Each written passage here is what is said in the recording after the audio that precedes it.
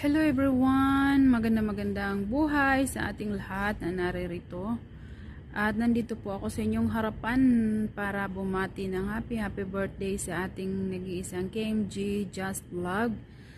Ayan, wish ni Tita Bro na patuloy ang blessing dumarating sa iyo at para marami ka pang natulungan na ating mga kababayan na tunay nangangailangan ng tulong.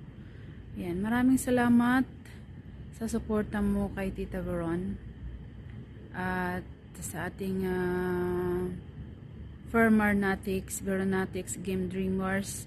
Shout out sa lahat at congratulations in advance sa iyong GLS birthday celebration.